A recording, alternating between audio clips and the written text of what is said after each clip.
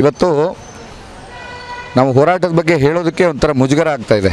ಯಾಕೆ ಅಂತಂದರೆ ನೋಡಿ, ನಾಡು ನುಡಿ ಜಲದ ವಿಚಾರವಾಗಿ, ಗಡಿ ವಿಚಾರವಾಗಿ, ಹಾಗೂ ಇಲ್ಲಿಯ ಸಂಸ್ಕೃತಿ ವಿಚಾರವಾಗಿ, ಮಹಿಳೆಯರ ವಿಚಾರವಾಗಿ, ಮಕ್ಕಳ ವಿಚಾರವಾಗಿ, ಕಾರ್ಮಿಕರ ವಿಚಾರವಾಗಿ, ಚಾಲಕರ ವಿಚಾರವಾಗಿ, ಹಾಗೂ ಎಲ್ಲ ಸಂಘ ಸಂಸ್ಥೆಗಳು ಎಲ್ಲ ಪ್ರತಿಯೊಬ್ಬರ ವಿಚಾರವಾಗಿಯೂ ಕೂಡ ನಾವು ಪ್ರತಿ ಸರ್ತಿಯೂ ಕೂಡ ಧ್ವನಿ ಎತ್ತಾನೇ ಇರ್ತೀವಿ. ಅದು ನಮ್ಮ ದುರ್ದೈವ ಅಂತ ನಾನು ಅನ್ಕೋತೀನಿ. ಯಾಕೆ ಅಂದರೆ ನೋಡಿ, ನಾವು ಎಲ್ಲೋ ಬೇರೆ ಯಾವುದೋ ರಾಜ್ಯದಲ್ಲೋ ದೇಶದಲ್ಲೋ ಇಲ್ಲ, ನಾವು ಕರ್ನಾಟಕ ರಾಜ್ಯದಲ್ಲಿದ್ದೀವಿ. ಇವತ್ತು ಬೇರೆ ರಾಜ್ಯದಲ್ಲಿ ನಾವು ಭಾಷೆಯನ್ನು ಉಳಿಸೋದಕ್ಕೆ ಏನಾದರೂ ಹೋರಾಟ ಮಾಡ್ತಾಯಿದ್ದೀವಿ ಅಂದರೆ ಏನೋ ಮಹತ್ ಕಾರ್ಯವನ್ನು ಮಾಡ್ತಾಯಿದ್ದೀವಿ ಅನ್ನೋ ಮಟ್ಟಕ್ಕೆ ನಾವು ಹೆಮ್ಮೆ ಅಂತ ಹೇಳ್ಬೋದು. ಆದರೆ ಇವತ್ತು ನಮಗೆ ದುಃಖ ಆಗ್ತಾಯಿದೆ, ಬೇಸರ ಆಗ್ತಾಯಿದೆ.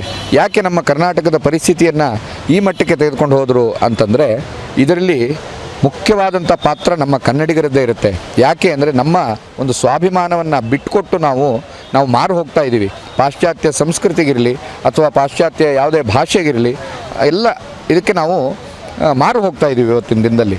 ಹಾಗಾಗಿ ಆ ಒಂದು ಕಾರಣದಿಂದ ಅದನ್ನು ಏನು ಸದುಪಯೋಗ ಪಡಿಸ್ಕೊಳ್ತಾ ಇರ್ತಕ್ಕಂಥವ್ರು ಯಾರು? ರಾಜಕಾರಣಿಗಳು. ಅದನ್ನು ಏನು ನಮ್ಮ ಒಂದು ಅಂದರೆ ದುರ್ಬಲ ಅಂತ ಅವ್ರು ತಿಳ್ಕೊಂಡಿರ್ತಾರೆ ಅಷ್ಟೇ.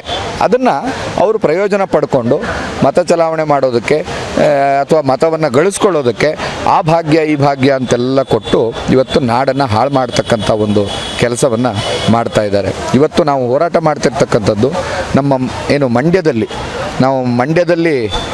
ಏನೇ ನಡೆದರೂ ಕೂಡ ಇಡೀ ಭಾರತದಲ್ಲಿ ಸದ್ದಾಗುತ್ತೆ ಅನ್ನುವಂಥದ್ದು ಮಾತಿದೆ ಅಲ್ವಾ? ಹಾಗೆ ಮಂಡ್ಯದಲ್ಲಿ ನಡೆದಂಥ ಏನು ಕನ್ನಡ ಸಾಹಿತ್ಯ ಸಮ್ಮೇಳನ ಅದ್ಭುತವಾದಂಥ ಒಂದು ಕಾರ್ಯಕ್ರಮ. ಇದು ಬಹಳ ಸಂತೋಷ ನಮಗೂ ಕೂಡ ಉಂಟಾಗಿದೆ. ಇನ್ನು ಈ ಸಮ್ಮೇಳನ ಮಾಡಿದ್ರಿ, ಹೌದು, ಎಲ್ಲ ಮಾಡ್ತೀರಾ. ಅಲ್ಲಿ ನೀವು ಹೋಗಿ ಕೂತ್ಕೊಂಡು 4 ಭಾಷಣ ಮಾಡಿ, ಹಾರ ಹಾಕ್ಕೊಂಡು, ಕೋಟ್ಯಾಂತರ ರೂಪಾಯಿ ಖರ್ಚು ಮಾಡಿ ಅಲ್ಲಿ ಸನ್ಮಾನಗಳನ್ನು ಮಾಡಿಸ್ಕೊಂಡು ಬಂದುಬಿಟ್ರೆ ಆಗೋಯ್ತಾ? ಈ ಸಮ್ಮೇಳನ ಅರ್ಥ ಸಿಗುತ್ತಾ? ಅದಕ್ಕೆ ಇಲ್ಲಲ್ಲ. ಇದಕ್ಕೆ ಅರ್ಥ ಸಿಗಬೇಕು ಅಂತಾದರೆ ಅಲ್ಲಿ ಏನು ಸಮ್ಮೇಳನದಲ್ಲಿ ಅಧ್ಯಕ್ಷರುಗಳು ಏನು ನಿರ್ಣಯಗಳನ್ನು ಮಂಡಿಸ್ತಾರೆ, ಆ ನಿರ್ಣಯಗಳನ್ನು ಜಾರಿಗೆ ತರುವಂಥ ಕೆಲಸವನ್ನು ಮಾಡಿದರೆ ಆಗ ನೀವು ಮಾಡಿರ್ತಕ್ಕಂಥ ಒಂದು ಕನ್ನಡ ಸಾಹಿತ್ಯ ಸಮ್ಮೇಳನಕ್ಕೆ ಒಂದು ಸಂಪೂರ್ಣವಾದಂಥ ಅರ್ಥ ಬರುತ್ತೆ ಅನ್ನುವಂಥದ್ದು ನನ್ನ ಒಂದು ಉದ್ದೇಶ. ಯಾಕೆ ಇವತ್ತು ನೋಡಿ, ಅಲ್ಲಿ ನಿರ್ಣಯ ಮಾಡಿರ್ತಕ್ಕಂಥ ಹಲವಾರು ವಿಷಯಗಳಿದೆ. ಏನು ಉದ್ಯೋಗದ ವಿಚಾರ ಇದೆ, ಕನ್ನಡಿಗರಿಗೆ ಉದ್ಯೋಗದ ವಿಚಾರ ಇದೆ. ಇದು ಸರೋಜಿನಿ ಮಹಿಷಿ ವರದಿ ಏನು, ಇದು ಬಹಳ ಹಿಂದಿನ ವರದಿ. ಇದು ಇವತ್ತವರೆಗೂ ಕೂಡ ಯಾವುದೇ ಸರ್ಕಾರ ಬಂದರೂ ಕೂಡ ಅದನ್ನು ಜಾರಿ ಮಾಡೋದಕ್ಕೆ ಇವ್ರ ಕೈಲಿ ಆಗಲಿಲ್ಲ ಅಲ್ವಾ? ಹಾಗೆ ಕನ್ನಡಿಗರಿಗೆ ಉದ್ಯೋಗದ ವಿಚಾರವಾಗಿ ಅನ್ಯಾಯ ಆಗ್ತಾ ಇದೆ ಕನ್ನಡಿಗರಿಗೆ. ಇದರಲ್ಲಿ ಪ್ರತಿಯೊಬ್ಬ ಕನ್ನಡಿಗರೇ ಎಚ್ಚೆತ್ಕೋಬೇಕು ಅಂತ ನಾನು ಮತ್ತೆ ಹೇಳ್ತೀನಿ. ಈಗ ಉದ್ಯೋಗ ಕೊಡ್ತಕ್ಕಂಥವ್ರು ಕನ್ನಡ ನಾಡವರೇ, ಕನ್ನಡಿಗರೇ, ಬೇರೆ ಭಾಷಿಕರಲ್ಲ, ಕನ್ನಡಿಗರೇ. ನಾವು ಕನ್ನಡಿಗರು ನಮ್ಮ ಕನ್ನಡಿಗರಿಗೆ ಉದ್ಯೋಗ ಕೊಡ್ತೀವಿ ಅನ್ನುವಂಥ ಒಂದು ಪಣ ತೊಟ್ಟರೆ ನಾವು ಖಂಡಿತವಾಗಿ ಅನ್ಯ ಭಾಷಿಕರು ಇಲ್ಲಿಂದ ಬಿಟ್ಟು ಓಡ್ತಾರೆ. ಅವ್ರಿಗೆ ಬದುಕೋದಕ್ಕೆ ಸಾಧ್ಯ ಆಗೋದಿಲ್ಲ. ಇಲ್ಲಿ ನಾವು ಆ ಒಂದು ಸಂಕಲ್ಪವನ್ನು ಮಾಡಬೇಕು. ನಾವು ಕನ್ನಡಿಗರಿಗಲ್ಲದೆ ಬೇರೆಯವರಿಗೆ ಉದ್ಯೋಗ ಕೊಡೋದಿಲ್ಲ ಅಂತ ಪ್ರತಿಯೊಬ್ಬ ಉದ್ಯಮಿ, ಪ್ರತಿಯೊಬ್ಬರೂ ಕೂಡ ಈ ಸಂಕಲ್ಪವನ್ನು ಮಾಡಿಕೊಂಡ್ರೆ ಆ ಒಂದು ಹೋರಾಟ ಮಾಡ್ತಕ್ಕಂಥ ಅವಶ್ಯಕತೆಯೇ ಇಲ್ಲ. ಪ್ರತಿಯೊಬ್ಬನೂ ಹೋರಾಟ ಮೈಗೆ ಎತ್ಕೋಬೇಕು. ಇದನ್ನು ದಿನನಿತ್ಯದ ಹೋರಾಟ ಇದು. ಹಾಗೆ ಈ ಉದ್ಯೋಗ ಆಯಿತು. ಶಾಲೆ ವಿಚಾರದಲ್ಲಿ ಶಿಕ್ಷಕರ ನೇಮಕಾತಿ ಅಂತ ಬಂತು.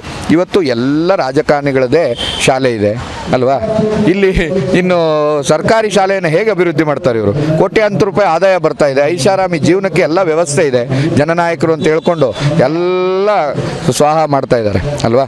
ಹಾಗಾಗಿ ಇವತ್ತು ಸರ್ಕಾರದ ಅಧೀನದಲ್ಲಿರ್ತಕ್ಕಂಥ ಪ್ರತಿಯೊಬ್ಬ ರಾಜಕಾರಣಿಗಳು ಕೂಡ ಸರ್ಕಾರಿ ಶಾಲೆಯನ್ನು ಅಭಿವೃದ್ಧಿ ಮಾಡ್ತಕ್ಕಂಥದ್ದು ಅವರ ಕರ್ತವ್ಯ. ಅದನ್ನು ಮರೆತು ಇವರು ತಮ್ಮ ಸ್ವಂತ ಸಂಸ್ಥೆಗಳನ್ನು ಹುಟ್ಟಿಕೊಂಡು ಅನ್ಯ ಭಾಷಾ ಶಾಲೆಗಳು, ಅದರಲ್ಲೂ ಕನ್ನಡ ಮಾಧ್ಯಮ ಶಾಲೆಗಳು ಯಾವ ರಾಜಕಾರಣಿದಿದೆ ತೋರಿಸಿ ಅಲ್ವಾ? ಯಾವ ರಾಜಕಾರಣಿಗಳಿದು ಇಲ್ಲ. ಎಲ್ಲ ಅನ್ಯ ಭಾಷಾ ಪರಭಾಷಾ ರಾಜಕಾರಣಿಗಳದು ಶಾಲೆಗಳೇ ಇರ್ತಕ್ಕಂಥದ್ದು. ಹಾಗಾಗಿ ಈ ಎಲ್ಲ ಇನ್ನೂ ಹಲವಾರು ವಿಚಾರಗಳಿದೆ. ಈ ಎಲ್ಲ ವಿಚಾರಗಳನ್ನು ಅವರು ಏನು ಸರ್ಕಾರ ಆದಷ್ಟು ಬೇಗ ಇದನ್ನು ಜಾರಿಗೊಳಿಸಬೇಕು ಅನ್ನುವಂಥ ನಿಟ್ಟಿನಲ್ಲಿ ಇದು ಒಂದು ಸಾಂಕೇತಿಕವಾದಂಥ ಎಚ್ಚರಿಕೆ ಹೋರಾಟ. ಇದು ಇನ್ನೂ ಉಗ್ರ ಮಟ್ಟಕ್ಕೆ ಹೋರಾಟವನ್ನು ಮಾಡಲಿಕ್ಕಿದ್ದೇವೆ. ಇದು ಉಪವಾಸ ಸತ್ಯಾಗ್ರಹವೂ ಆಗ್ಬೋದು ಅಥವಾ ಕ್ರಾಂತಿಕಾರಿ ಹೋರಾಟಗಳೂ ಆಗ್ಬೋದು ಮುಂದೆ. ಅದು ನಾವು ಹೇಳೋದಕ್ಕೆ ಸಾಧ್ಯ ಇಲ್ಲ. ಅದು ನಿಮ್ಮ ಕೈಲಿದೆ, ಸರ್ಕಾರ ನಿಮ್ಮ ಕೈಲಿದೆ. ಸಿದ್ದರಾಮಯ್ಯ ಅವರೇ, ನೀವು ಕನ್ನಡಕ್ಕೆ ನಾವು ಹಾಗೆ ಹೀಗೆ ಏನೇನೋ ಕೊಡುಗೆ ಕೊಡ್ತೀವಿ ಅಂಥೇಳಿ ಈ ಭಾಗ್ಯ ಆ ಭಾಗ್ಯ ಅಂತೆಲ್ಲ ಕೊಟ್ಟು ನಾಡನ್ನು ಹಾಳು ಮಾಡೋದನ್ನು ಬಿಟ್ಟು ಅದನ್ನು ನಮ್ಮ ಕನ್ನಡದ ಅಭಿವೃದ್ಧಿಗೆ, ಕನ್ನಡ ನಾಡಿನ ಅಭಿವೃದ್ಧಿಗೋಸ್ಕರ ಬಳಸಿದ್ರೆ ಖಂಡಿತ ನಮ್ಮ ನಾಡು ಒಂದು ಅದ್ಭುತವಾದಂಥ ಹೆಸರನ್ನು ಈಗಾಗಲೇ ಮಾಡಿದ ಹೆಸರನ್ನು ಇನ್ನೇನು ಮಾಡಬೇಕಾಗಿಲ್ಲ. ಆ ಹೆಸರನ್ನು ಮಾಡಿ ಮಾಡಿರುವಂಥ ಹೆಸರನ್ನು ಹಾಳು ಮಾಡೋದಕ್ಕೆ ಹೋಗಬೇಡಿ, ಅದನ್ನು ಇನ್ನೂ ದೊಡ್ಡ ಮಟ್ಟದಲ್ಲಿ ಬೆಳೆಸುವಂಥ ಕೆಲಸವನ್ನು ಮಾಡಿ ಅಂಥೇಳಿ ಪ್ರತಿಯೊಬ್ಬರಿಗೂ ನಾನು ಹೇಳ್ತೀನಿ. ಸರ್ಕಾರಕ್ಕೂ ಕೂಡ ನೇರವಾಗಿ ಈ ವಿಚಾರವನ್ನು ತಿಳಿಸ್ತಾ ಇದ್ದೀನಿ. ನನ್ನ ಹೆಸರು ಕನ್ನಡ ಭೂಷಣ್ ಅಂತೇಳಿ, ಸಂಪೂರ್ಣ ಕರ್ನಾಟಕ ಕನ್ನಡಿಗರ ವೇದಿಕೆಯ ರಾಜ್ಯಾಧ್ಯಕ್ಷರು. ನಮಸ್ಕಾರ.